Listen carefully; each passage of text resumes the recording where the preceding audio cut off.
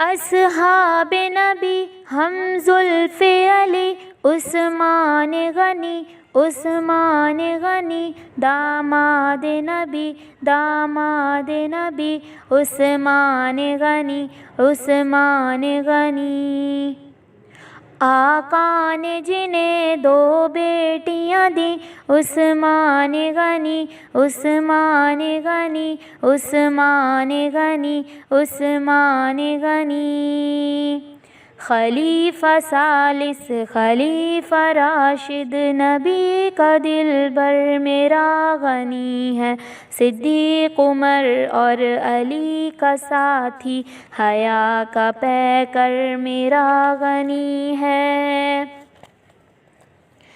وہی ہے ناشر قرآن کا لوگوں سے کی خاطر ہے بیت رضوان، وہی ہے جامع قرآن کا بھی مکین جنت ہے میرا عثمان، وہی ہے ناشر قرآن کا لوگوں سے کی خاطر ہے بیت رضوان، وہی ہے جامع قرآن کا بھی مکین جنت ہے میرا عثمان، وہی ہے ہم زلف مولا حیدر سخا کا محور میرا غنی ہے، صدیق عمر اور علی کا ساتھی حیا کا پیکر میرا غنی ہے۔ رفیق جنت نبی کا عثمان نبی کا ساتھی تھا اس جہاں میں، اسی نے آقا پہ سب لٹایا، کروں کیا اس کی سخا بیاں میں۔ رفیق جنت نبی کا السلام علیکم ورحمۃ اللہ وبرکاتہ۔ الحمد للہ وکفی وسلام علی عباده الذین اصطفی۔ اعوذ باللہ من الشیطان الرجیم۔ لقد رضی اللہ عن المؤمنین اذ یبایعونک تحت الشجرة فعلم ما فی قلوبهم فأنزل السکینة علیہم وأثابهم فتحا قریبا۔ میری محترم ماں اور عزیز بہنوں، آج میری تقریر کا عنوان ہے حضرت عثمان غنی رضی اللہ عنہ کے فضائل۔ ہم سب کو معلوم ہونا چاہیے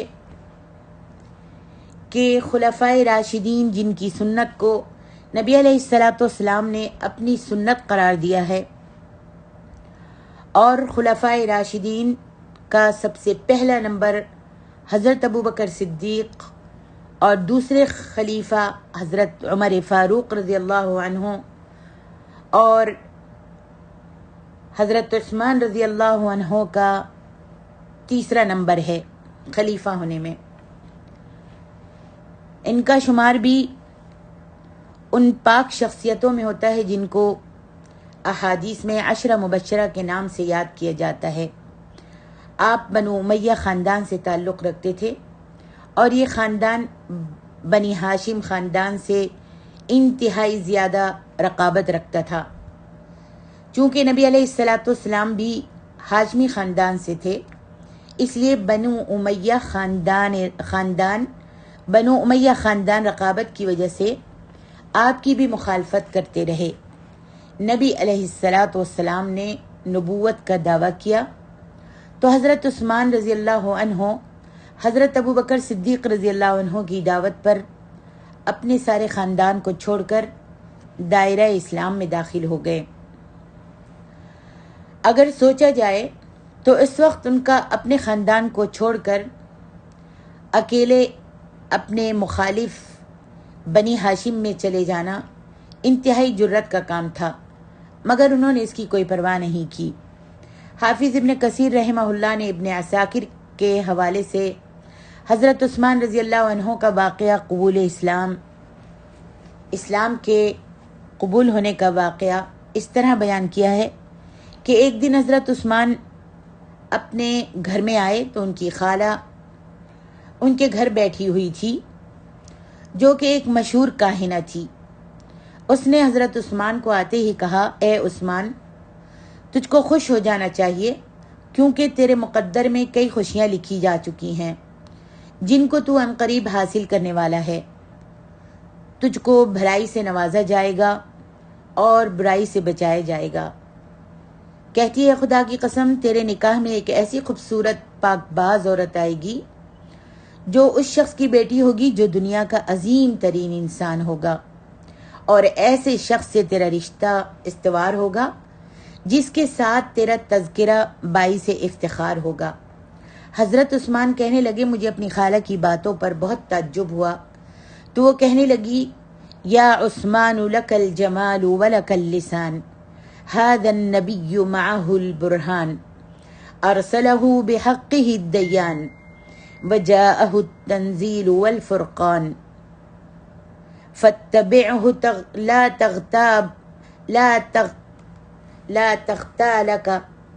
تغتالک الاوثان، فاتبعہ لا تغتالک الاوثان۔ اے عثمان، تو ایک خوبصورت نوجوان ہے اور تم بہت اچھی گفتگو بھی کرنے والے ہو۔ اس نبی محمد صلی اللہ علیہ وسلم کی رسالت پر بہت سارے دلائل موجود ہیں۔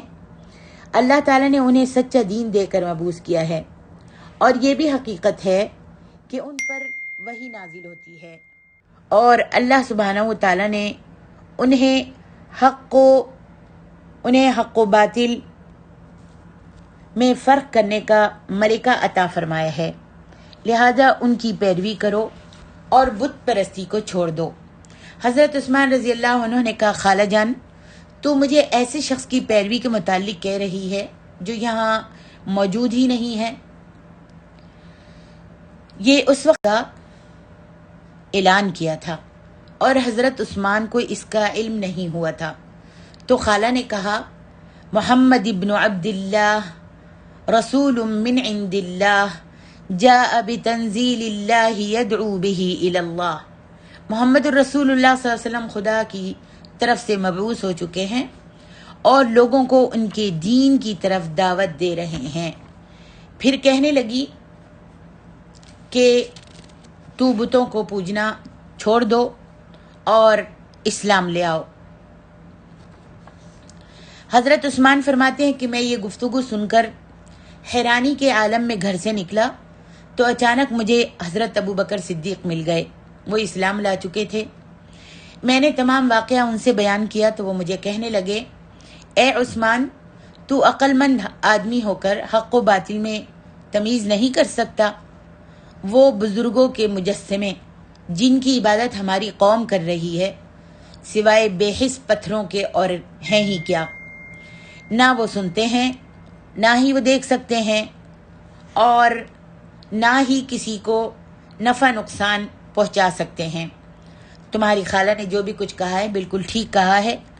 واقعی اللہ سبحانہ و تعالیٰ نے حضرت محمد صلی اللہ علیہ وسلم کو دنیا کی رہنمائی کے لیے رسول بنا کر مبعوث فرما دیا ہے۔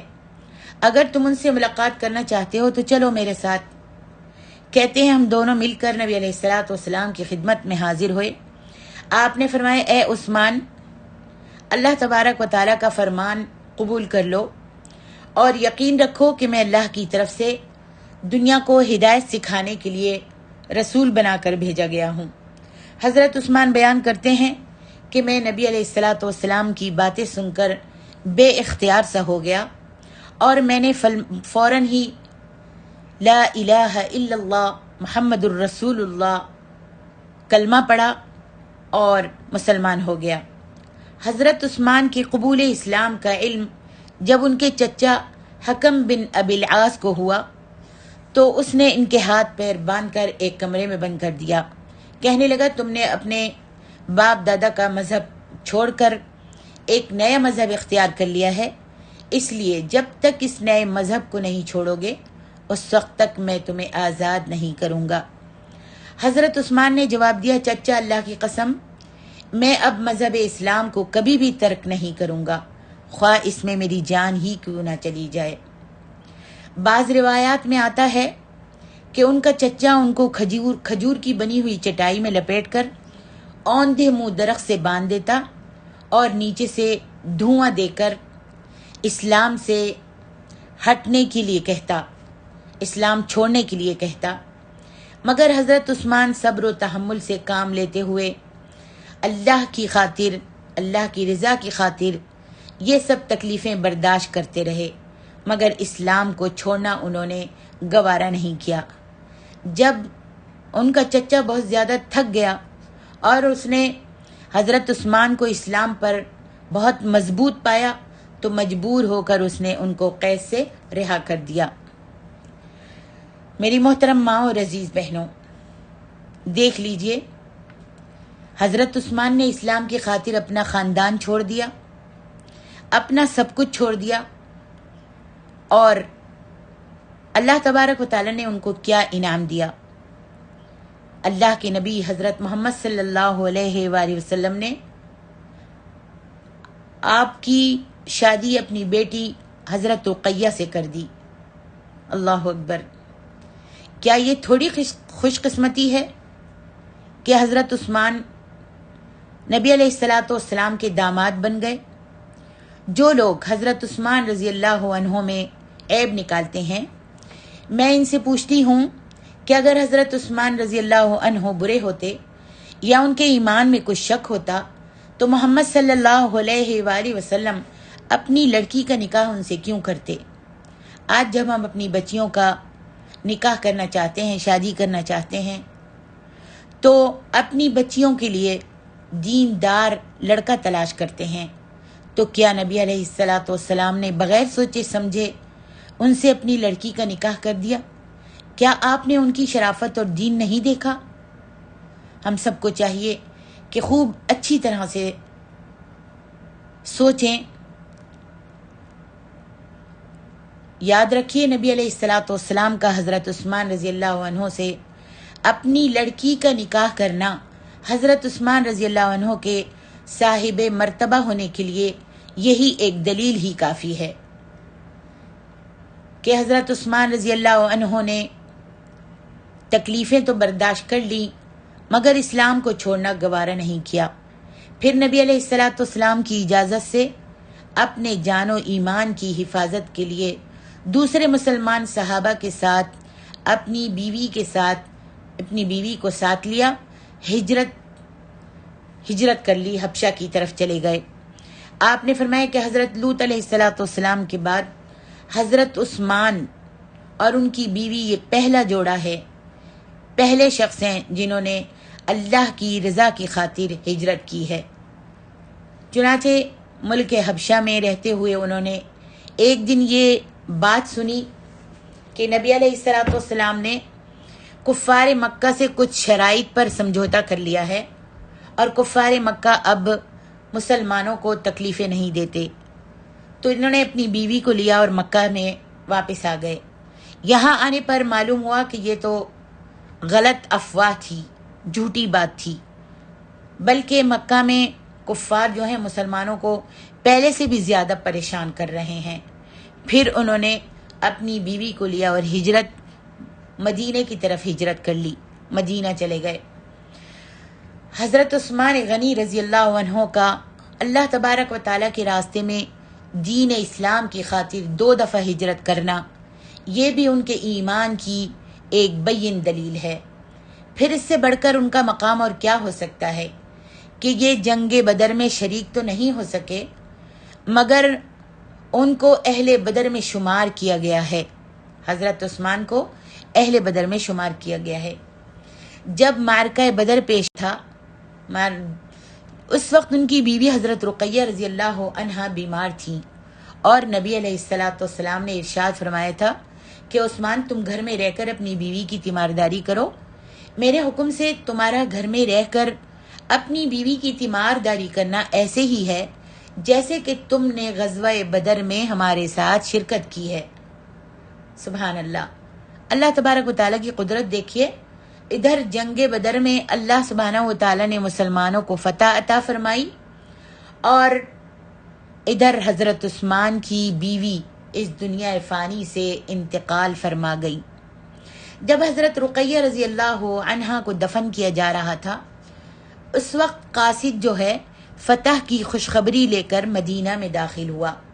حضرت عثمان رضی اللہ عنہ کو ڈبل غم پہنچا، ایک تو بیوی کے فوت ہو جانے کا اور دوسرا پہلی اسلامی جنگ میں شامل نہ ہونے کا۔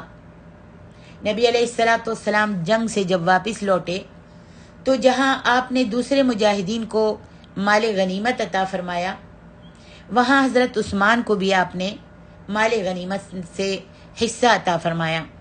پھر آپ نے اپنی دوسری بیٹی حضرت ام کلثوم رضی اللہ تعالی عنہا کا نکاح بھی ان سے کر دیا۔ عزیزان گرامی، اب آپ خود ہی اندازہ لگائیں کہ نبی پاک صلی اللہ علیہ وسلم کے پاس حضرت عثمان رضی اللہ عنہ کا کتنا مقام ہے۔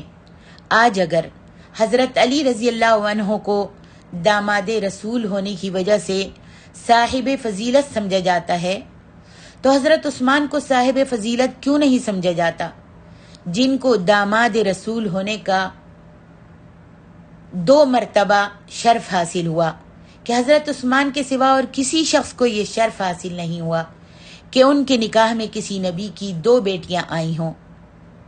اسی مناسبت کی وجہ سے حضرت عثمان کو ذو النورین کے لقب سے یاد کیا جاتا ہے۔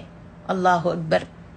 ابن عساکر نے حضرت علی رضی اللہ عنہ سے روایت کی ہے کہ جب حضرت عثمان کی دوسری بیوی حضرت ام کلثوم کا بھی انتقال ہو گیا تو نبی علیہ الصلوۃ والسلام نے ارشاد فرمایا، اے عثمان، میری اگر 40 لڑکیاں بھی ہوتی تو میں یک کے بعد دیگرے، ایک کے بعد دوسری اور دوسری کے بعد تیسری، ان سب کا نکاح تیرے ساتھ کر دیتا۔ سبحان اللہ۔ اب میں چاہتی ہوں کہ یہاں ایک غلط فہمی کا بھی ازالہ کرتی جاؤں، اور وہ غلط فہمی جو بہت سے لوگ یہ کہتے ہیں کہ نبی علیہ الصلوۃ والسلام کی صرف ایک ہی لڑکی تھی اور جن کا نام فاطمہ رضی اللہ عنہا ہے اور ان کا نکاح حضرت علی رضی اللہ عنہ سے ہوا ہے۔ یاد رکھیے میری محترم ماؤں، بیٹیوں اور عزیز بہنوں، نبی علیہ الصلوۃ والسلام کی 4 بیٹیاں تھیں۔ سب سے پہلی حضرت زینب رضی اللہ عنہا، اور دوسری حضرت رقیہ رضی اللہ عنہا، تیسری حضرت ام کلثوم رضی اللہ عنہا، اور چوتھی بیٹی، لاڈلی بیٹی حضرت فاطمہ الزہرا رضی اللہ عنہا۔ یہ آپ کی 4 بیٹیاں تھیں۔ اس بات کی شہادت شیعہ کتب سے بھی ملتی ہے، شیعہ کی کتاب میں بھی ہے۔ چنانچہ ان کی مستند کتاب حیات القلوب صفحہ نمبر 718 میں لکھا ہے، کہتے ہیں کہ معتبر سند کے ساتھ حضرت امام جعفر صادق سے روایت ہے کہ نبی علیہ الصلوۃ والسلام کی اولاد جو حضرت خدیجہ رضی اللہ عنہا کے بطن سے پیدا ہوئی وہ ہیں طاہر، قاسم، فاطمہ، ام کلثوم، رقیہ اور زینب۔ حضرت فاطمہ حضرت علی کے نکاح میں، حضرت زینب ابو العاص کے نکاح میں، حضرت رقیہ اور حضرت ام کلثوم حضرت عثمان کے نکاح میں تھیں۔ تو میری گزارشات کا مقصد یہ ہے کہ حضرت عثمان رضی اللہ عنہ کو اللہ تعالیٰ نے بہت بڑا مقام عطا فرمایا ہے۔ سب سے پہلے شروع میں جو میں نے آپ کے سامنے تلاوت کی ہے آیت، یہ بھی مقام عثمان کو روز روشن کی طرح واضح کرتی ہے۔ وہ اس طرح کہ سن 6 ہجری میں نبی علیہ الصلوۃ والسلام نے ذوالقعدہ کے مہینے میں عمرہ کرنے کا ارادہ کیا تو آپ نے 1400 صحابہ اپنے ساتھ لیے اور عمرہ کرنے کے لیے آپ تشریف لے گئے۔ مدینہ کے تقریباً 4 میل باہر ذوالحلیفہ کے مقام پر پہنچ کر احرام باندھا اور عصر کی نماز قصر سے ادا کی، یعنی قصر کر کے آپ نے عصر کی نماز پڑھی اور پھر چل پڑے۔ جب مکہ کے قریب حدیبیہ کے مقام پر پہنچے تو اہل مکہ کو بھی آپ کی آمد کا علم ہو گیا۔ انہوں نے آپ کو مکے میں داخل ہونے سے روک دیا، چنانچہ آپ نے جہاں تھے اسی جگہ پڑاؤ ڈال دیا، قیام فرما لیا۔ اتنے میں قریش مکہ کی جانب سے ایک شخص اپنے چند ساتھیوں کے سمیت نبی علیہ الصلوۃ والسلام کے پاس آیا اور آپ کی آمد کا مقصد پوچھنے لگا کہ آپ لوگ یہاں کیوں آئے ہیں؟ آپ نے فرمایا ہم عمرہ کرنے کے لیے آئے ہیں اور تم دیکھ بھی رہے ہو کہ ہم احرام میں ہیں اور قربانی کے اونٹ ہمارے ساتھ ہیں، لہٰذا تم سے لڑنے کا تو سوال ہی پیدا نہیں ہوتا۔ یعنی ہم لڑنے یا جنگ کرنے کے لیے نہیں آئے بلکہ عمرہ کرنے کے لیے آئے ہیں۔ جب اس شخص نے یہ سنا تو واپس مکہ گیا اور قریشیوں سے کہنے لگا کہ تم ناحق محمد اور اس کے ساتھیوں سے بدزنی میں مبتلا ہو۔ محمد اور اس کے ساتھی لڑنے کے لیے نہیں بلکہ صرف اور صرف زیارت بیت اللہ کے لیے آئے ہیں، مگر چند فتنہ پسند لوگوں نے کہا کہ ہم انہیں زیارت کے لیے بھی مکہ میں داخلے کی اجازت نہیں دیں گے۔ نبی علیہ الصلوۃ والسلام نے بہت سوچ بچار کے بعد ارادہ کیا کہ حضرت عمر کو قریشیوں کے پاس مکہ میں بھیجا جائے تاکہ وہ جا کر ان کو یقین دلائیں کہ ہم لڑنے کے لیے نہیں آئے بلکہ صرف عمرہ کرنے کے لیے آئے ہیں۔ حضرت عمر نے عرض کی، یا رسول اللہ صلی اللہ علیہ وسلم، مجھے اہل مکہ کے پاس جانے سے کوئی انکار نہیں ہے، مگر میں آپ کو ایک مشورہ دیتا ہوں۔ میری آپ سے ایک گزارش ہے کہ آپ حضرت عثمان کو بھیج دیجئے، کیونکہ میرے قبیلے کا وہاں کوئی آدمی نہیں ہے جو کہ اس سلسلے میں میری حمایت کرے، اور حضرت عثمان کے قبیلے کے مکہ میں کئی آدمی ہیں جو با اثر بھی ہیں اور حضرت عثمان کی اس سلسلے میں حمایت بھی کریں گے۔ نبی علیہ الصلوۃ والسلام نے حضرت عمر کے اس مشورے کو پسند فرمایا اور حضرت عثمان کو بطور قاصد ابو سفیان کی طرف روانہ کیا۔ حضرت عثمان کی سب سے پہلے ایک شخص سے جن کو وہ جانتے تھے، ابان بن سعید سے ملاقات ہوئی۔ ابان نے انہیں فوراً اپنی امان میں لے کر ابو سفیان اور دوسرے قریشی سرداروں کے پاس پہنچا دیا اور نبی علیہ الصلوۃ والسلام کا پیغام پہنچایا۔ سردار کہنے لگے، عثمان، تمہیں اجازت ہے، تم خانہ کعبہ کا طواف کر سکتے ہو، مگر محمد اور اس کے دوسرے ساتھیوں کو ہم طواف کرنے کی اجازت نہیں دے سکتے۔ سبحان اللہ، حضرت عثمان نے دیکھیے کیا جواب دیا۔ یہ ہے محبت اور یہ ہے ایمان۔ جواب دیا کہ اگر میرے نبی کو طواف کی اجازت نہیں ہے تو پھر عثمان بھی طواف نہیں کرے گا۔ یہ سن کر اہل مکہ غصے میں آ گئے اور انہوں نے حضرت عثمان کو مکے میں ہی روک لیا۔ حضرت عثمان کے روکے جانے کی وجہ سے سب جگہ یہ خبر جو تھی مشہور ہو گئی کہ اہل مکہ نے حضرت عثمان کو شہید کر دیا ہے۔ نبی علیہ الصلوۃ والسلام کے پاس بھی یہ خبر پہنچی تو آپ نے فرمایا، میرے صحابہ، جب تک ہم حضرت عثمان کے خون کا بدلہ نہیں لیں گے اس وقت تک ہم مدینہ واپس نہیں جائیں گے۔ آپ ایک درخت کے نیچے بیٹھ گئے اور صحابہ کرام سے حضرت عثمان کے خون کا بدلہ لینے کے لیے بیعت کرنے لگے۔ چنانچہ سب صحابہ نے اللہ تعالیٰ کے راستے میں مر مٹنے کی بیعت کر لی۔ ادھر بیعت ہوئی، ادھر اللہ سبحانہ و تعالیٰ نے آسمان سے آیت نازل فرما دی، لقد رضی اللہ عن المؤمنین اذ یبایعونک تحت الشجرة فعلم ما فی قلوبهم فأنزل السکینة علیہم وأثابهم فتحا قریبا۔ اے میرے نبی صلی اللہ علیہ وسلم، جن لوگوں نے درخت کے نیچے تیرے ہاتھ پر بیعت کی ہے میں ان سب سے راضی ہو گیا ہوں۔ یہ آیت اترنے کے بعد میرے اور آپ کے پیارے نبی صلی اللہ علیہ وسلم نے سوچا کہ جن صحابہ نے میرے ہاتھ پر بیعت کی ہے ان سے تو اللہ تعالیٰ راضی ہو گیا ہے، اب کیوں نہ حضرت عثمان کو بھی اس بیعت میں شامل کر لیا جائے۔ چنانچہ آپ نے اپنے دائیں ہاتھ کو کھڑا کر کے فرمایا، میرے صحابہ، یہ میرا دایاں ہاتھ حضرت عثمان کا ہاتھ ہے۔ پھر آپ نے اپنے اس دائیں ہاتھ پر اپنا بایاں ہاتھ رکھ کر حضرت عثمان کی طرف منسوب کر کے خود بیعت کی اور کہا کہ یا اللہ، جس طرح تو ان بیعت کرنے والوں سے راضی ہوا ہے اس طرح حضرت عثمان سے بھی راضی ہو جا۔ اللہ اکبر۔ شیعہ کتب میں بھی اس واقعے کی تصدیق موجود ہے۔ چنانچہ فروع کافی جلد 2 صفحہ نمبر 151 میں لکھا ہے، اس میں تو یہ سب کچھ لکھا ہے اور عبارت بڑھا کر لکھی گئی ہے، اور اس عبارت میں تو یہاں تک لکھا ہے کہ جب نبی علیہ الصلوۃ والسلام نے حضرت عثمان کی طرف سے خود بیعت کی تو مسلمانوں نے کہا طوبی لعثمان، کہ عثمان کتنا خوش قسمت ہے کہ اس نے طواف کعبہ بھی کیا ہوگا اور صفا مروہ کی سعی بھی کی ہوگی۔ نبی علیہ الصلاۃ والسلام نے سن کر فرمایا کہ یہ تو ہو ہی نہیں سکتا کہ میرا عثمان ہمارے بغیر طواف کر لے۔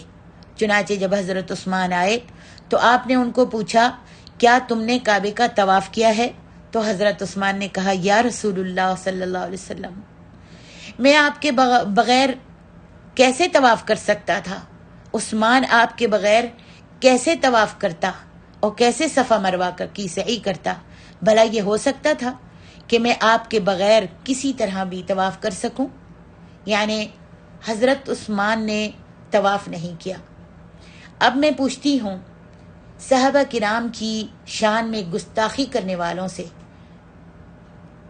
کہ دیکھا آپ نے حضرت عثمان کا ایمان، اور جو لوگ حضرت عثمان کے اندر عیب نکالتے ہیں، حضرت عثمان کے بارے میں برے برے الفاظ بولتے ہیں اور القابات سے پکارتے ہیں، ان سے میں درخواست کرتی ہوں کہ اگر آپ سب اپنی آنکھوں سے تعصب کی عینک اتار کر اس آیت کو بغور پڑھیے تو آپ سب کے دل سے غلط فہمیاں دور ہو سکتی ہیں۔ عزیزان گرامی، اس آیت کو تو ایک ایک لفظ صحابہ کرام کے فضائل کو روز روشن کی طرح واقع کر رہا ہے، واضح کر رہا ہے۔ دیکھ لیجئے، لقد رضی اللہ عن المؤمنین کہہ کر سب سے پہلے تو اللہ سبحانہ و تعالیٰ نے ان کے ایماندار ہونے کی گواہی دی، پھر فعلم ما فی قلوبہم، اس سے ان کی تاکید فرما دی کہ میں نے ان کے دلوں کو جان لیا کہ وہ پکے سچے اور مخلص مومن تھے۔ اگر وہ منافق ہوتے تو کبھی بھی اس سفر میں ساتھ نہ آتے اور کبھی بھی بیعت نہ کرتے۔ پھر فانزل السکینۃ علیہم فرما کر ان کے دلوں کو تسلی دی تاکہ بلا خوف و خطر دشمن کے ساتھ لڑائی کرنے کے لیے تیار ہو جائیں۔ میری محترم ماں اور عزیز بہنوں، مقام غور ہے کہ جن کے دلوں کو جانتے ہوئے اللہ سبحانہ و تعالی مومنین کے لقب سے نوازے، ان کو ہم مومن نہ سمجھیں، اور رات دن اللہ تعالیٰ کی نافرمانی کرنے والے اپنے آپ کو مومن سمجھیں۔ یہ عجیب انصاف ہے۔ دیکھیے، میں عرض کر رہی تھی کہ حضرت عثمان کا اللہ اور اس کے رسول کے نزدیک بہت بڑا مقام ہے۔ حدیث میں آتا ہے کہ جنگ تبوک کے موقع پر نبی علیہ الصلاۃ والسلام نے صحابہ کرام کو چندے کی ترغیب دی تو حضرت عثمان رضی اللہ عنہ نے عرض کی یا رسول اللہ، میں 100 اونٹ ساز و سامان سے بھرے ہوئے پیش کرتا ہوں۔ آپ نے دوبارہ اعلان کیا تو حضرت عثمان نے فرمایا یا رسول اللہ، میں 200 اونٹ ساز و سامان کے ساتھ لدے ہوئے پیش کرتا ہوں۔ آپ نے جب تیسری دفعہ اعلان کیا تو حضرت عثمان نے فرمایا یا رسول اللہ، میں 300 اونٹ ساز و سامان سے بھرے ہوئے دینے کا وعدہ کرتا ہوں۔ نبی علیہ الصلاۃ والسلام ممبر سے نیچے تشریف لے آئے اور فرمایا اے عثمان، آج کے عمل کے بعد اگر تم کوئی دوسرا عمل نہ بھی کرو تو یہی تمہیں جنت میں لے جانے کے لیے کافی ہے۔ اللہ اکبر۔ بعض روایات میں یہ الفاظ بھی ہیں کہ آپ نے حضرت عثمان کے حق میں دعا فرمائی کہ اللہم انی قد رضیت من عثمان فرض عنہ، یا اللہ میں عثمان سے راضی ہوں، تو بھی ان سے راضی ہو جا۔ اللہ اکبر۔ ایک دفعہ خلافت صدیقی میں قحط پڑ گیا، غلہ کہیں سے بھی دستیاب نہیں ہوتا تھا۔ حضرت عثمان کے 1000 اونٹ غلہ سے لدے ہوئے مدینہ میں آئے۔ تاجروں نے بہت زیادہ منافع دے کر اس غلے کو خریدنا چاہا، مگر حضرت عثمان نے انکار کر دیا اور سارے کا سارا غلہ، سارے کا سارا سامان مدینہ کے فقراء اور مساکین میں فی سبیل اللہ تقسیم کر دیا۔ وہ فرمایا کرتے تھے کہ جس خدا نے مجھے دولت عطا فرمائی ہے، کیوں نہ میں اس کے راستے میں دل کھول کر خرچ کروں۔ آج دعا کرتے ہیں کہ اللہ ہم کو بھی اپنے راستے میں زیادہ سے زیادہ خرچ کرنے کی توفیق عطا فرما۔ مسجد نبوی کی توسیع کے لیے، وسیع کرنے کے لیے مسجد نبوی کو ساری زمین آپ نے ہی خرید کر دی تھی، اور وہ کنواں جو مدینہ منورہ میں یہودیوں کے قبضے میں تھا اور وہ مسلمانوں کو پانی نہیں لینے دیتے تھے، خرید کر حضرت عثمان نے اللہ کے لیے وقف کر دیا۔ نبی علیہ الصلاۃ والسلام اور آپ کے اہل بیت کے گھروں میں اکثر اوقات آپ ضروری چیزیں بھجوا دیا کرتے تھے۔ اللہ سبحانہ و تعالیٰ نے حضرت عثمان رضی اللہ عنہ میں کچھ اوصاف ہی اس قسم کے پیدا فرما دیے تھے کہ صحابہ کرام رضوان اللہ علیہ مجمعین حضرت ابوبکر صدیق اور حضرت عمر فاروق کے بعد ان کو ہی سب سے افضل قرار دیا کرتے تھے۔ احادیث کے مطالعے سے بھی آپ کو حضرت عثمان کا تیسرا نمبر ہی نظر آئے گا۔ حضرت عبداللہ بن عمر رضی اللہ عنہ بیان کرتے ہیں کہ ہم نبی علیہ الصلاۃ والسلام کی زندگی میں یہ کہا کرتے تھے کہ اللہ تعالیٰ حضرت ابوبکر صدیق، حضرت عمر فاروق اور حضرت عثمان پر راضی ہو۔ مطلب یہ ہے کہ جب بھی ان کا ذکر کیا جاتا تو اکٹھا ہی کیا جاتا تھا اور اسی ترتیب سے کیا جاتا تھا۔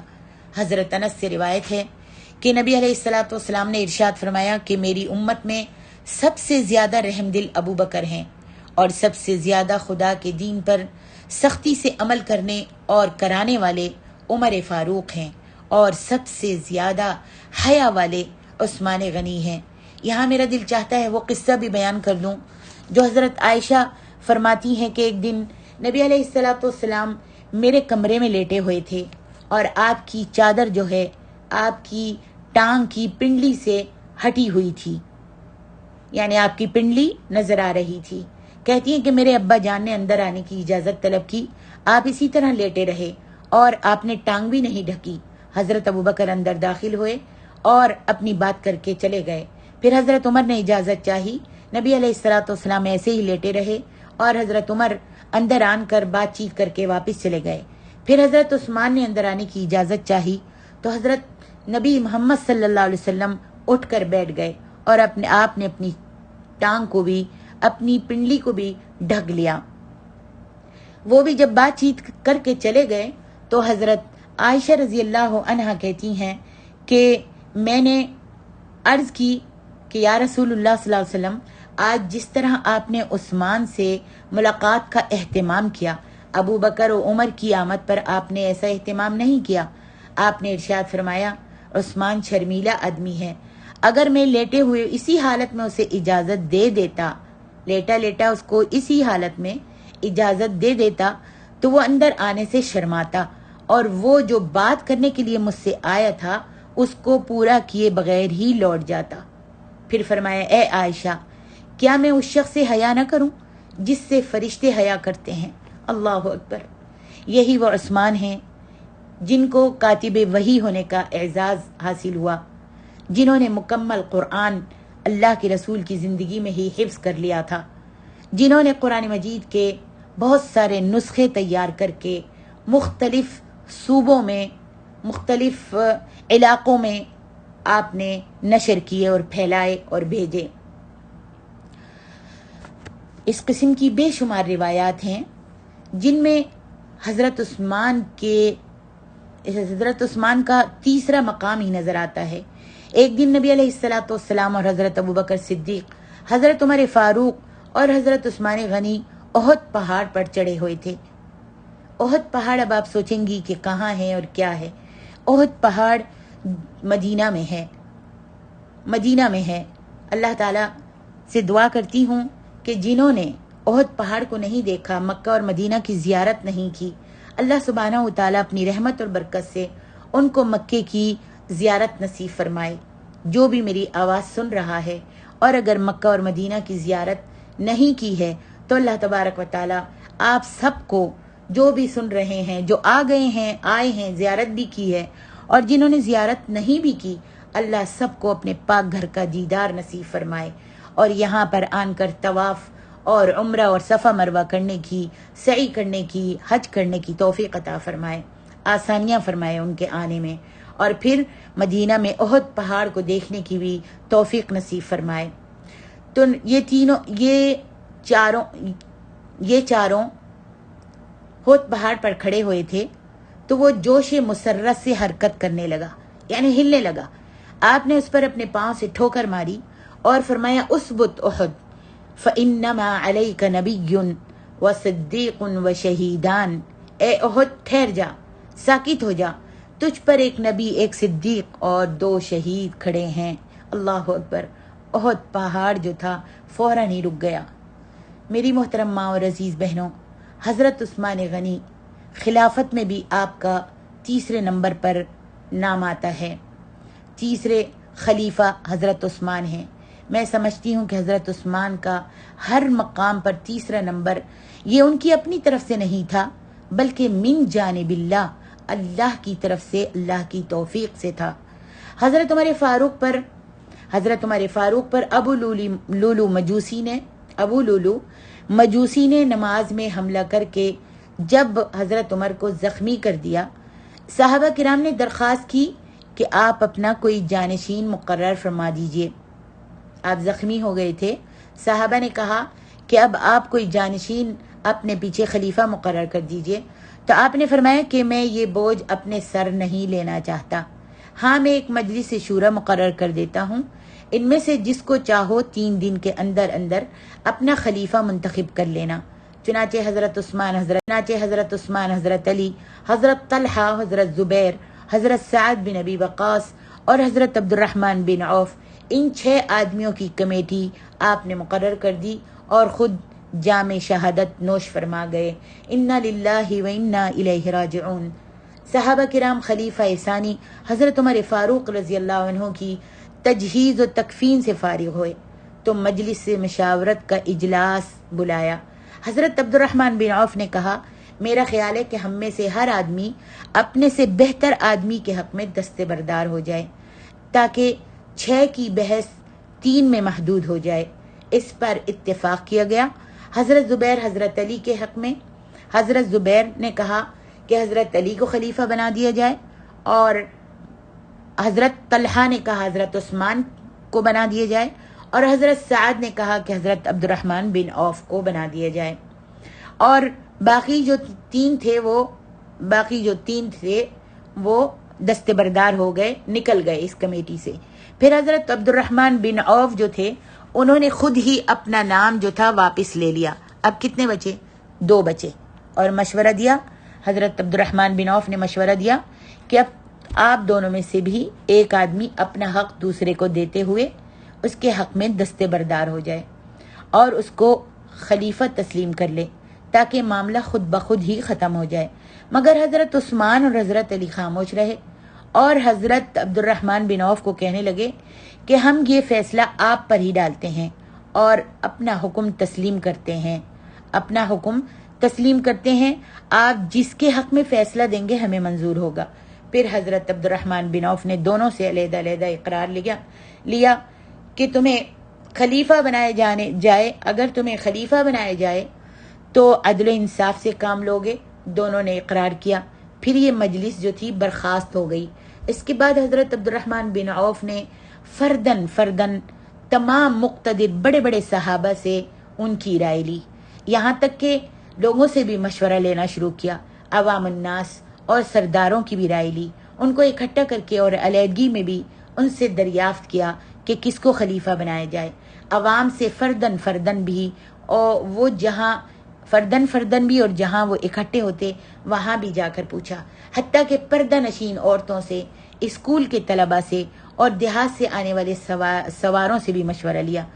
متواتر 3 دن اور 3 راتیں یہ سلسلہ جاری رکھا، مگر 1-2 آدمیوں نے بھی حضرت عثمان سے اختلاف نہیں کیا۔ البتہ حضرت عمار اور حضرت مقداد کے متعلق کہا گیا ہے کہ انہوں نے حضرت علی کے خلیفہ ہونے کا مشورہ دیا۔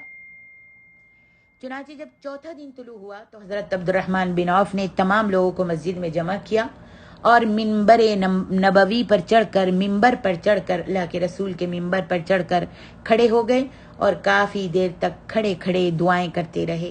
پھر لوگوں سے مخاطب ہو کر کہنے لگے کہ میں نے خلیفہ کے انتخاب کے سلسلے میں تم سب لوگوں کی رائے معلوم کی ہے، وہ رائے یا تو عثمان کے حق میں ہے یا علی کے حق میں۔ پھر حضرت علی کو اپنے پاس منبر کے قریب بلایا اور حضرت علی کا ہاتھ پکڑ کر دریافت کیا کہ کیا تم اقرار کرتے ہو کہ اگر تم کو خلیفہ بنایا جائے تو تم کتاب و سنت کے مطابق حضرت ابوبکر صدیق اور حضرت عمر کے طریقے کے مطابق حکومت کرو گے؟ تو انہوں نے جواب دیا کہ ہاں، میں اپنی کوشش کے مطابق جتنا ہو سکا عمل کروں گا۔ پھر حضرت علی کا ہاتھ چھوڑ دیا اور پھر حضرت عثمان کا ہاتھ پکڑ کر ان کے سامنے بھی یہی کلمات پیش کیے۔ حضرت عثمان نے بھی یہی جواب دیا کہ میں اللہ سبحانہ و تعالیٰ کے فضل و کرم سے ہر ممکن کتاب و سنت اور طریقہ شیخین پر عمل کرنے کی کوشش کروں گا۔ اس کے بعد حضرت عبد الرحمن بن عوف نے آسمان کی طرف منہ کر کے 3 دفعہ یہ الفاظ کہے کہ اے اللہ تو گواہ رہ، جو بوجھ میری گردن پر تھا میں نے وہ حضرت عثمان کی گردن پر ڈال دیا ہے۔ یہ کہہ کر سب سے پہلے خود حضرت عبد الرحمن بن عوف نے حضرت عثمان کے ہاتھ پر بیعت کی، پھر حضرت علی نے آپ کے ہاتھ پر بیعت کی اور پھر تمام لوگوں نے یک بعد دیگرے ان کے ہاتھ پر بیعت کر کے ان کو اپنا خلیفہ تسلیم کر لیا۔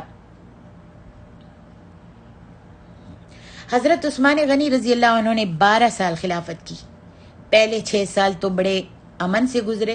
لوگوں کے ساتھ آپ کا برتاؤ کچھ اس قسم کا تھا کہ کسی کو شکایت کا موقع ہی نہیں ملا، بلکہ وہ حضرت عمر سے بھی زیادہ لوگوں کی نظروں میں محبوب و مقبول ہو گئے، کیونکہ حضرت عمر کے مزاج میں ذرا سختی تھی اور حضرت عثمان کی طبیعت میں سختی کا نام و نشان بھی نہیں تھا۔ حضرت عثمان خلافت پر فائز ہوتے ہی اپنی رعایا پر مہربانیاں کرنے لگے، نرمی کا برتاؤ کرتے، کسی کو سزا دینے میں بھی جلدی سے عجلت سے کام نہ لیتے۔ 6 سال کے بعد پھر آپ نے اپنے رشتہ داروں کو حکومت میں شریک کر لیا اور ان کو گورنری کے ممتاز عہدوں پر فائز کر دیا اور اپنے قریبوں کو مال و دولت سے خوب نوازا۔ جب اس بات کے بارے میں پوچھا گیا تو کہنے لگے کہ میں اللہ کے حکم سے ان سے صلہ رحمی کرتا ہوں۔ حضرت عثمان کے دور خلافت میں اللہ سبحانہ و تعالیٰ نے اسلام کو بڑی ترقیاں عطا فرمائیں، بے شمار ملک فتح ہوئے۔ اللہ اکبر۔ سن 33 ہجری میں ایک نیا فتنہ کھڑا ہوا جو کہ یہودیوں کی سازش کا نتیجہ تھا۔ انہوں نے مسلمانوں کے ہاتھوں اسلام کی جب ترقی دیکھی تو بہت سٹ پٹائے اور سوچا کہ کسی نہ کسی طرح مسلمانوں میں لڑائی جھگڑا ڈال کر پھوٹ ڈالی جائے تاکہ اسلامی فتوحات ختم ہو جائیں۔ چنانچہ یہودیوں کا سب سے بڑا سرغنہ عبداللہ بن سبا، اس شخص کو یاد رکھیے، جس نے بدعات ایجاد کی، جس نے فتنہ کھڑا کیا، اس کا نام عبداللہ بن سبا ہے۔ اپنے اس مشن کی تکمیل کے لیے اپنے آپ کو اس نے مسلمانوں میں آ کر مسلمان ظاہر کیا اور مدینہ منورہ میں آیا، مسلمانوں میں رہنے سہنے لگا اور ساتھ ہی ساتھ مسلمانوں کے اندرونی حالات کا جائزہ بھی لینے لگا۔ تھوڑے عرصے کے بعد پھر یہ بصرہ چلا گیا اور اپنے آپ کو محب آل رسول ظاہر کر کے لوگوں کے دلوں میں فاسد خیالات اور غلط عقائد پیدا کرنے لگا، کیونکہ اس نے سمجھا کہ اسلام کی بڑھتی ہوئی طاقت کا مقابلہ فوجوں سے نہیں ہو سکتا، بلکہ اس کے مقابلے کی صورت ہے کہ جن عقائد اسلامیہ کی وجہ سے مسلمانوں میں اتحاد، محبت اور قوت جہاد پیدا ہوتی ہے، ان کو مسخ کر دیا جائے اور ذہنی غلط فہمیوں میں مبتلا کر کے مسلمانوں کو آپس میں لڑوا کر ان کی طاقت کو ختم کر دیا جائے۔ چنانچہ سب سے پہلے اس نے امتحاناً لوگوں کے سامنے یہ عقیدہ پیش کیا کہ نبی علیہ الصلوۃ والسلام دنیا میں دوبارہ تشریف لائیں گے۔ کہنے لگا حیرانگی کی بات ہے کہ مسلمان حضرت عیسیٰ کے دوبارہ آنے کے تو قائل ہیں، مگر ان سے افضل نبی حضرت محمد رسول اللہ صلی اللہ علیہ وسلم کے دوبارہ آنے کے قائل نہیں ہیں۔ نبی علیہ الصلوۃ والسلام دراصل فوت نہیں ہوئے بلکہ روپوش ہو گئے ہیں، جیسا کہ آج ہمارے معاشرے میں بھی آج کل بھی لوگ اس عقیدے پر پابند ہیں اور کہتے ہیں کہ نبی علیہ الصلوۃ والسلام فوت نہیں ہوئے بلکہ روپوش ہو گئے ہیں۔ آپ دوبارہ دنیا میں آ کر اسلام کو دنیا کے کونے تک پہنچائیں گے۔ اس نے یہ سب میں مشہور کر دیا۔ چنانچہ اس کے اس نئے عقیدے کے چند عجمی بے پڑھے ان پڑھ مسلمانوں نے جہالت کی وجہ سے قبول کر لیا۔ اس عقیدے کو ان پڑھ مسلمانوں نے کم علمی کی وجہ سے قبول کر لیا۔ اس نے جب دیکھا کہ کئی مسلمان میرے دام میں، میرے بہکانے میں اور میرے جال میں کم علمی کی وجہ سے پھنس گئے ہیں، تو ایک اور عقیدہ ان کے سامنے پیش کیا کہ جس طرح نبوت پر ایمان لانا ضروری ہے اسی طرح امامت پر بھی ایمان لانا ضروری ہے. جس طرح نبی معمور من اللہ ہوتے ہیں اسی طرح امام بھی معمور من اللہ ہوتے ہیں. گویا کہ نبوت اور امامت میں صرف نام کا ہی فرق ہے. کہنے لگا جس طرح موسیٰ علیہ الصلوۃ والسلام کے وزیر یوشع بن نون تھے اسی طرح نبی علیہ الصلوۃ والسلام کے وزیر حضرت علی المرتضیٰ ہیں. بعض اوقات تو امامت کو نبوت سے بھی اونچا مقام دے کر رازدارانہ طور پر لوگوں کے سامنے حضرت علی کی کرامات پیش کر کے کہتا کہ دراصل وہ انسانی شکل میں خدا ہیں، اللہ ہیں. یہاں تک کہ اس نے رفتہ رفتہ یہ بھی کہنا شروع کر دیا کہ لوگوں نے نبی علیہ الصلوۃ والسلام کے بعد حضرت علی کے سوا دوسروں کو خلیفہ بنا کر بڑی سخت غلطی اور حق تلفی کی ہے حضرت علی کی. عوام کو اپنے کیے کی تلافی اب اس طرح کرنی چاہیے کہ موجودہ خلیفہ کو یعنی حضرت عثمان کو قتل کر دیا جائے یا ان کو خلیفہ کے عہدے سے اتار کر حضرت علی کو خلیفہ بنا دیا جائے. یہ عبارات غنیت الطالبین میں موجود ہیں. چنانچہ عبداللہ بن سبا جن سیاسی منصوبوں کو لے کر نکلا تھا نہایت عزم و احتیاط سے ان کو عملی جامہ پہنانے لگا اور رات دن کوششیں کرنے لگا اور کافی حد تک وہ اپنے اس پروگرام میں کامیاب بھی ہو گیا. اس کے کامیاب ہونے کی سب سے بڑی وجہ یہ بھی تھی کہ سب کبار صحابہ کرام بڑے بڑے صحابہ اس دنیا فانی سے چلے گئے تھے، اللہ کے پاس چلے گئے تھے. خیر، عبداللہ بن سبا کے اس فتنے کا علم جب حاکم بصرہ حضرت عبداللہ بن عامر کو ہوا تو انہوں نے اس کو بلا کر پوچھا تم کون ہو، کہاں سے آئے ہو؟ اس نے کہا کہ میں یمن سے آیا ہوں اور یہودی مذہب سے متنفر ہو گیا ہوں، مسلمان ہونا چاہتا ہوں اور آپ لوگوں کے ساتھ رہنا چاہتا ہوں. حضرت عبداللہ بن عامر نے اس کو ڈانٹا اور کہا کہ مجھے معلوم ہے کہ تم فتنے باز آدمی ہو اور مسلمانوں میں لڑائی جھگڑا کروانا چاہتے ہو اور الٹی سیدھے گمراہ باتیں جو ہیں، غلط باتیں جو ہیں تم نشر کر رہے ہو. تو عبداللہ بن سبا نے اس ڈانٹ کے بعد بصرہ میں رہنا مناسب نہیں سمجھا اور پھر کوفہ چلا گیا. کوفہ میں پہلے ہی کچھ باغیانہ ذہن کے آدمی موجود تھے، اس لیے وہاں اس کو اپنی شرارتوں میں کامیاب ہونے کا اچھا موقع ملا. اب میری محترم ماں اور بہنوں، یاد رکھیے کوفہ ایک ایسی سرزمین ہے جس کے متعلق نبی علیہ الصلوۃ والسلام نے فرمایا تھا کہ یہاں فتنے پیدا ہوں گے. چنانچہ دیکھ لیجئے کربلا کا افسوسناک واقعہ کوفیوں کے ہاتھوں کوفہ میں ہی ہوا. حضرت علی رضی اللہ عنہ کی شہادت بھی کوفہ میں ہی ہوئی. خارجیوں کے فتنے بھی یہاں سے ہی ابھرتے رہے. اس لیے عبداللہ بن سبا کو اس سرزمین کی فضا بڑی سازگار آئی اور اس نے اپنے زہد و اتقاء کا چکر دے کر لوگوں کو اپنے دام میں پھنسا لیا. کوفہ کے گورنر حضرت سعید بن عاص کو جب اس کی سرگرمیوں کا علم ہوا، اس کی حرکتوں کا علم ہوا تو انہوں نے اس کو بلا کر خوب ڈانٹ ڈپٹ کی اور اس کو جب ڈانٹا تو اس کو یہاں بھی رہنا منظور نہیں ہوا اور اس نے یہاں پر اپنے کچھ محبان چھوڑے، اپنے کچھ جاننے والے چھوڑے اور پھر علاقہ شام میں چلا گیا. شام میں اس وقت حضرت معاویہ گورنر تھے. یہاں اس کو اپنے منصوبے میں کامیابی نظر نہیں آئی تو یہاں بھی اپنے کچھ ساتھیوں کو چھوڑ کر مصر چلا گیا اور اپنے سابقہ تجربے کی بنا پر بڑی احتیاط اور رازداری سے مصر میں کام کرنے لگا. اس نے مصر میں ایسے کام کیے جو وہ کہیں پر بھی نہیں کر سکتا تھا. اس نے چھپ کر اپنے پیغامات کوفہ میں اپنے ساتھیوں کو اور بصرہ میں اپنے ساتھیوں کو، شام میں اپنے ساتھیوں سے خط و کتابت کرتا رہا اور بھیجتا رہا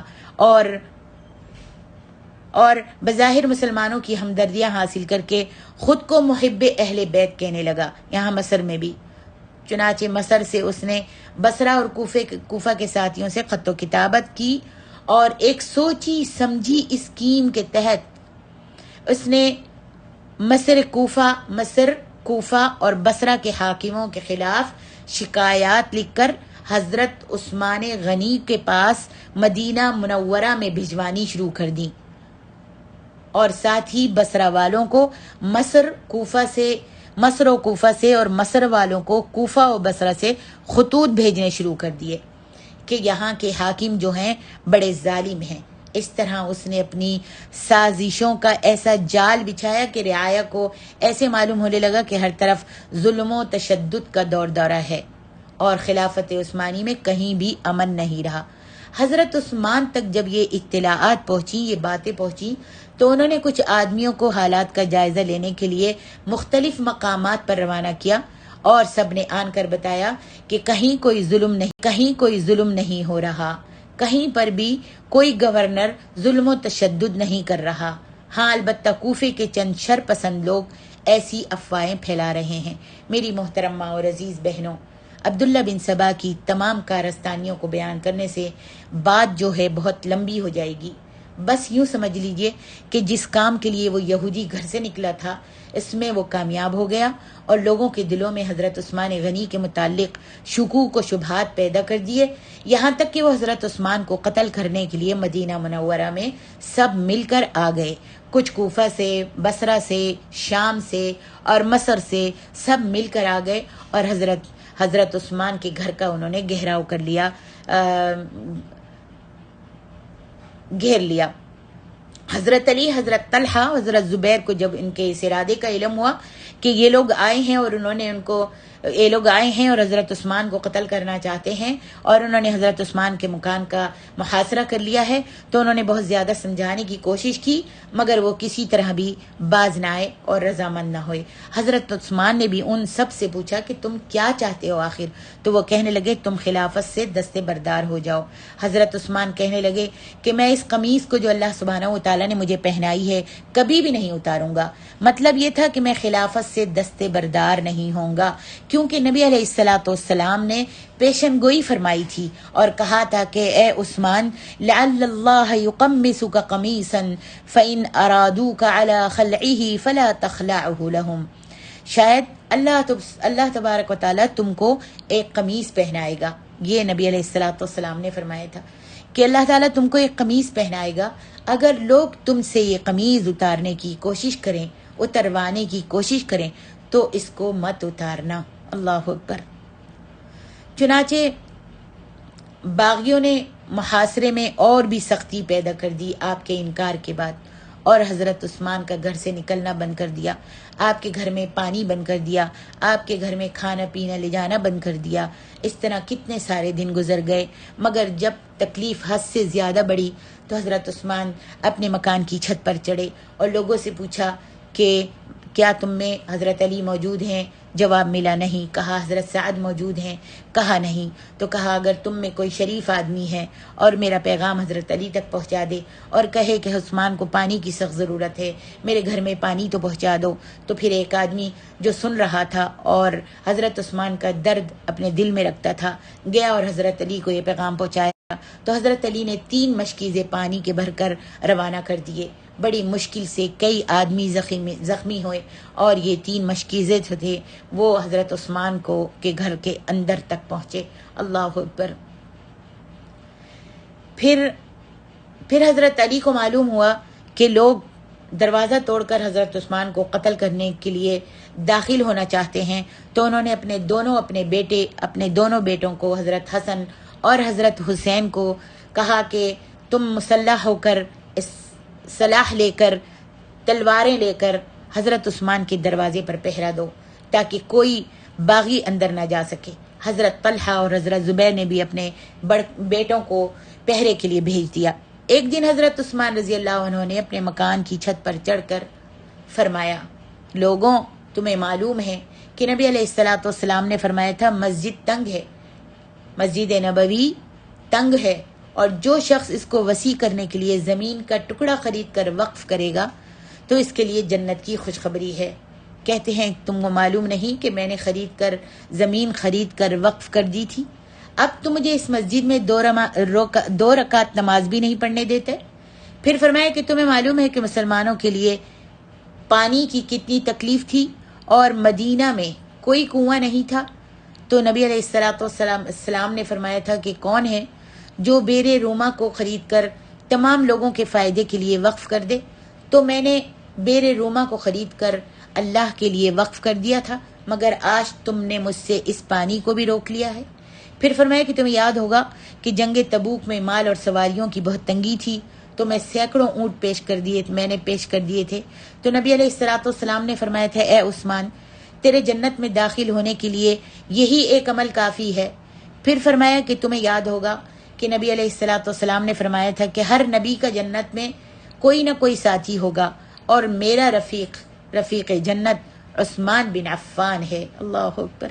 پھر فرمایا کہ تم لوگوں کو معلوم ہے کہ ایک دفعہ جب نبی صلی اللہ علیہ وسلم احد پہاڑ پر چڑھے تھے تو وہ ہلنے لگا تھا، تو آپ نے پہاڑ کو ٹھوکر مار کر فرمایا تھا، اے احد ٹھہر جا، تجھے معلوم نہیں اس وقت تیری پیٹھ پر ایک نبی، ایک صدیق اور 2 شہید کھڑے ہیں، اور میں اس وقت ان کے ساتھ تھا۔ پھر فرمایا خدا کے لیے مجھے یہ تو بتاؤ کہ جب نبی علیہ السلام نے مجھے حدیبیہ کے مقام پر اپنا سفیر بنا کر قریش کے پاس بھیجا تھا تو کیا واقعہ پیش آیا تھا کہ آپ نے اپنا ایک ہاتھ کو میرا ہاتھ قرار دے کر میری طرف سے بیعت نہیں کی تھی؟ پھر فرمایا کہ تم کو معلوم ہے کہ نبی علیہ السلام نے فرمایا ہے کہ کسی مسلمان کا خون بہانا بغیر 3 وجہ کے حرام ہے، یا تو شادی شدہ ہو کر مرد زنا کرے، یا اسلام سے پھر جائے مرتد ہو جائے، یا پھر کسی کو قتل کرے تو اس کو قتل کیا جائے، یعنی قصاص۔ میں اللہ کی قسم کھا کر کہتا ہوں کہ مسلمان ہونے کے بعد تو کیا میں نے تو کبھی جہالت میں بھی زنا نہیں کیا، اور نہ ہی میں نے آج تک کسی مسلمان کو قتل کیا ہے، اور نہ ہی میں اپنے اسلام سے پھرا ہوں، بلکہ تمہیں معلوم ہوگا کہ میں تمام مسلمانوں میں سب سے چوتھا شخص ہوں جو اسلام لایا تھا، اور اب بھی میں اپنے مسلمان ہونے کی شہادت دیتا ہوں۔ آخر بتاؤ تو صحیح، تم میرے قتل کے کیوں درپے ہو گئے ہو؟ مجھ کو کیوں قتل کرنا چاہتے ہو؟ عزیزان گرامی، حضرت عثمان رضی اللہ عنہ کی اتنی دردناک تقریر کے باوجود بھی باغیوں کے ذہن سے بدنیتی کا خمار دور نہیں ہوا، اور باقاعدہ وہ اپنی بات پر اڑے رہے۔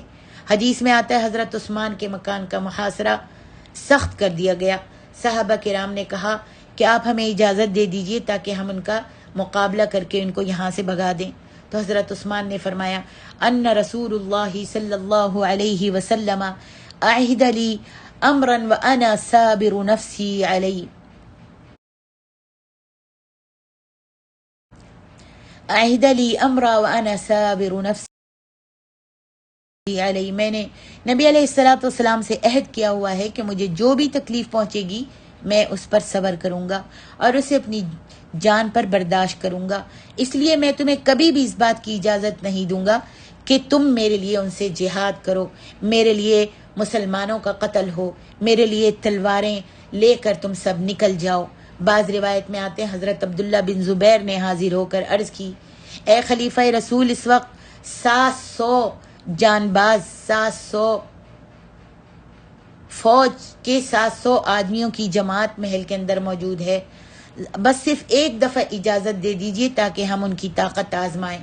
آپ نے فرمایا کہ میں نبی علیہ السلام کا خلیفہ ہو کر امت کا خون نہیں بہانا چاہتا، اور نہ ہی میں اس خون ریزی کی ابتدا کرنا چاہتا ہوں۔ اللہ کے لیے ایک بھی مسلمان میرے لیے خون نہ بہائے۔ اللہ اکبر۔ یہاں یہ سب کوشش کر رہے ہیں کہ اجازت مل جائے جہاد کرنے کے لیے تو سب ڈٹ کر ان باغیوں کا مقابلہ کریں، لیکن حضرت عثمان بالکل خلاف ہیں کہ میرے لیے کوئی بھی کسی مسلمان کا خون نہ بہائے۔ اللہ اکبر۔ حضرت عثمان نبی علیہ السلام کے ساتھ کیے ہوئے وعدے کو پورا کر رہے ہیں۔ چنانچہ 18 ذی الحجہ 35 ہجری بروز جمعۃ المبارک طلوع آفتاب سے پہلے آپ نے روزے کی نیت کی۔ اسی رات خواب میں دیکھا کہ نبی علیہ السلام حضرت ابوبکر صدیق اور حضرت عمر فاروق کے ساتھ تشریف لائے خواب میں، اور فرما رہے ہیں، عثمان جلدی سے آؤ، ہم یہاں افطاری کے لیے تمہارے منتظر ہیں۔ آنکھ کھلتی ہے تو اپنی بیوی کو فرمایا کہ میری شہادت کا وقت قریب آ گیا ہے اور باغی جو ہیں مجھ کو آج ہی قتل کر دیں گے۔ بیوی نے کہا، اے امیر المومنین، یہ کیسے ہو سکتا ہے؟ فرمانے لگے کہ میں خواب دیکھ چکا ہوں۔ پھر آپ نے اپنا پاجامہ جو آپ نے کبھی نہیں پہنا تھا وہ منگوایا اور اس کو پہنا، اور پھر وضو کر کے قرآن مجید لے کر تلاوت قرآن کی تلاوت کرنے لگے۔ اتنے میں باغیوں کا ایک گروہ دیوار پھاند کر اندر آ گیا۔ ایک نے آتے ہی لوہے کی سلاخ سے پیشانی مبارک پر زور سے ضرب لگائی، جس سے آپ فرش پر زمین پر گر پڑے اور فرمانے لگے بسم اللہ توکلت علی اللہ۔ دوسرا پھر آیا اور اس نے ضرب لگائی تو خون کا فوارہ نکل پڑا۔ ظالموں نے اس پر بھی بس نہیں کی، ایک درندہ نما انسان حضرت عثمان رضی اللہ عنہ کے سینہ مبارک پر چڑھ گیا اور جسم اتھر کو نیزے سے چھلنی کرنے لگا۔ پھر ایک اور بے رحم انسان نے تلوار چلائی، جس کو آپ کی بیوی حضرت نائلہ نے ہاتھ سے پکڑا اور روکنا چاہا تو ان کی انگلیاں کٹ کر دور گر گئیں۔ اتنے میں ایک ظالم نے حملہ کر کے حضرت عثمان رضی اللہ عنہ کو شہید کر دیا۔ انا للہ و انا الیہ راجعون۔ جب آپ شہید ہوئے تو زبان مبارک پر یہ الفاظ تھے فَسَيَكْفِيكَهُمُ اللَّهُ وَهُوَ السَّمِيعُ الْعَلِيمُ۔ جو صحابہ کرام دروازے پر پہرا دے رہے تھے، انہیں اس وقت پتہ چلا جب کہ ظالم اپنا سب کام کر چکے تھے، شہید کر چکے تھے۔ اندر آئے تو دیکھا حضرت عثمان جو ہیں زمین پر خون میں لت پت ہمیشہ ہمیشہ کے لیے سو چکے تھے۔ تاریخ الخلفاء میں حافظ سیوطی رحمہ اللہ نے لکھا ہے کہ حضرت علی رضی اللہ عنہ کو جب حضرت عثمان کی شہادت کی اطلاع پہنچی تو انہوں نے اپنے بیٹوں کو کہا کہ جب تم دروازے پر موجود تھے، حضرت حسن اور حسین کو کہا کہ جب تم دروازے پر موجود تھے تو امیر المومنین کس طرح شہید کر دیے گئے۔ غصے میں آ کر انہوں نے ایک تھپڑ حضرت حسن کو اور دوسرا تھپڑ حضرت حسین کو مارا، مگر اب کیا ہو سکتا تھا؟ حالت اتنے بگڑ چکے تھے کہ انہیں سنبھالنا مشکل نظر آ رہا تھا۔ حضرت علی نے دونوں ہاتھ اٹھا کر کہا یا اللہ تو گواہ ہے، میں عثمان کے خون سے بری ہوں۔ مدینہ میں حضرت عثمان کی شہادت سے کوہرام مچ گیا۔ بعض صحابہ کے تاثرات یہ تھے کہ جب تک حضرت عثمان زندہ تھے اللہ کی تلوار نیام میں رہی، اور آج یہ نیام سے ایسی نکلے گی کہ قیامت تک بند نہیں ہوگی۔ میری محترم ماں اور عزیز بہنوں، صحیح ہے بہت سارے شاعروں نے اشعار بھی کہے، اور ان اشعاروں کا مطلب یہی تھا کہ حضرت عثمان نے اپنے دونوں ہاتھوں کو دروازے کو بند کر لیا اور یقین کر لیا کہ اللہ تعالیٰ غافل نہیں ہے۔ اپنے ساتھیوں کو کہا کہ تم ان کے ساتھ لڑائی مت کرو، کیونکہ جو شخص لڑائی نہیں کرے گا وہ اللہ تعالیٰ کی پناہ میں رہے گا۔ اور اے دیکھنے والے، تو نے دیکھا فَكَيْفَ رَأَيْتَ اللَّهَ صَبَّ عَلَيْهِمْ الْعَدَاوَةُ وَالْبَغْضَاءَ بَعْدَ التَّوَاصِلِ وَكَيْفَ رَأَيْتَ الْخَيْرَ أَدْبَرَ بَعْدَهُ عَنِ النَّاسِ أَدْبَارَ الرِّيَاحُ الْجَوَافِلِ۔ اللہ اکبر۔ اے دیکھنے والے، تو نے دیکھا کہ حضرت عثمان کی شہادت سے ایک دوسرے کا میل ملاپ کس طرف ختم ہو گیا۔ اللہ اکبر۔ ملنا ملانا ختم ہو گیا، حسد و بغض و عداوت پھیل گئی، اور بھلائی ان سے اس طرح نکل گئی جس طرح تیز آندھی آ کر گزر جاتی ہے۔ اللہ اکبر۔ عزیزان گرامی، میری محترم ماں اور عزیز بہنوں، میری بیٹیوں بچیوں، ہم سب کو لازم معلوم ہونا چاہیے کہ خلفائے راشدین کے ساتھ کیا کیا ہوا، اور یہ خلفائے راشدین کون تھے، اور ان کے ساتھ کتنے ظلم کیے گئے۔ دیکھ لیجئے داماد رسول حضرت عثمان کے ساتھ دشمنوں نے کیا سلوک کیا اور کتنی بے رحمی سے ان کو شہید کیا۔ اگر ہم اپنے تصور میں اس منظر کو لائیں، ذرا لائیے تو صحیح، اپنے تصور میں اس منظر کو لائیے تو صحیح، تو نہ آپ کی آنکھوں سے آنسو بہیں اور نہ آپ کے رونگٹے کھڑے ہوں تو کہہ دیجیے گا۔ آج لوگ حضرت امام حسین رضی اللہ عنہ کی شہادت لوگوں کے سامنے پیش کر کے تو یہ کہتے ہیں کہ وہ مظلوم شہید ہوئے، حضرت حسین مظلوم شہید ہوئے، مگر حضرت عثمان کی شہادت کو کوئی اہمیت نہیں دیتے۔ میں ان سے پوچھتی ہوں کہ کیا حضرت عثمان کی شہادت حضرت امام حسین کی شہادت سے کوئی کم حیثیت رکھتی ہے؟ جہاں حضرت امام حسین مظلوم شہید ہوئے، وہاں حضرت عثمان بھی مظلوم شہید ہوئے ہیں۔ حضرت امام حسین کی شہادت پیش کرنا اور حضرت عثمان کی شہادت چھوڑ دینا، کیا یہ بے انصافی نہیں ہے؟ یاد رکھیے، ہمارے نزدیک یہ دونوں بزرگ اسلام کی مایہ ناز شخصیتیں ہیں۔ اور ان کی عزت کرنا، ان کا احترام کرنا ہمارے ایمان کا جزو ہے، اور ان میں سے کسی ایک کی توہین کرنا ایمان کو برباد کرنا ہے۔ تو ہاں، میں عرض کر رہی تھی کہ حضرت عثمان کو انتہائی زیادہ بے رحمی اور سفاکی سے شہید کر دیا گیا۔ کیفیت یہ ہے کہ 2 دن تک آپ کی لاش مبارک بے گور و کفن وہیں پڑی رہی۔ تیسرے دن عشاء کی نماز کے بعد چند صحابہ چپکے سے رات کے اندھیرے میں داخل ہوئے اور حضرت زبیر بن مطعم نے نماز جنازہ پڑھائی، اور چپکے سے رات کے اندھیرے میں جنت البقیع کے جنوب مشرقی کونے میں ہمیشہ ہمیشہ کے لیے چھپا دیے گئے۔ انا للہ و انا الیہ راجعون۔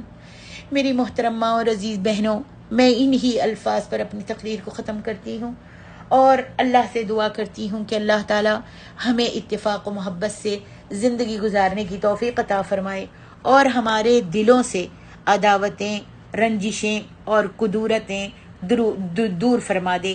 آمین۔ وآخر دعوانا ان الحمد للہ رب العالمین۔